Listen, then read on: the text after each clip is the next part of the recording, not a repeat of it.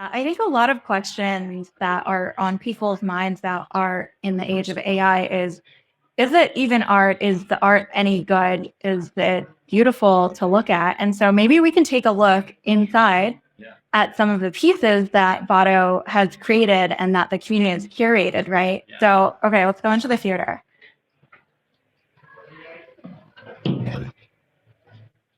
All right. Well, first of all, welcome to theater number 2 at the Metrograph in New York City. Over here, I guess, on the screen, we have some pieces that Botto, the artist, has created, the autonomous artist has created, right? Yeah, this is a selection. The first one that you saw coming in was Botto's very first piece. This is a piece from Botto's Paradox period. This is another one from Botto's first period, Genesis.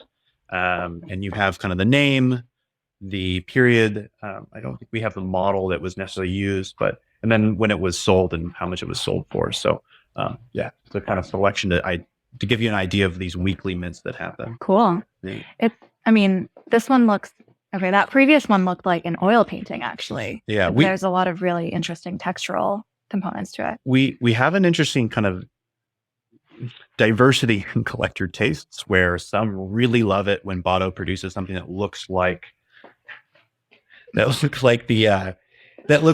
a traditional painting, a classic painting. So that oil painting was collected by somebody that regularly collects those kinds of pieces. Right.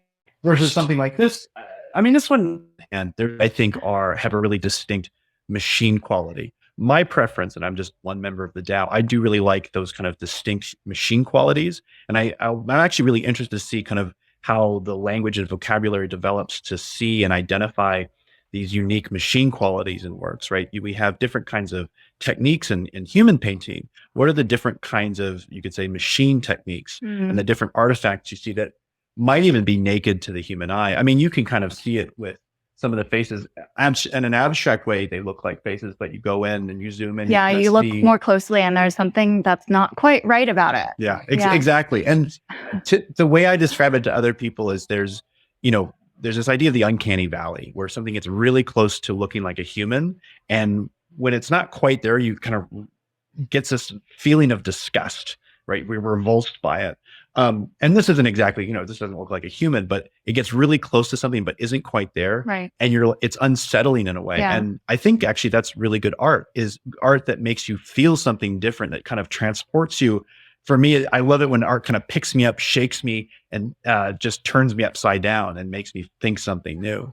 And I really love it when AI art is able to achieve that, whether it's a human behind that tool or the artist is a machine itself.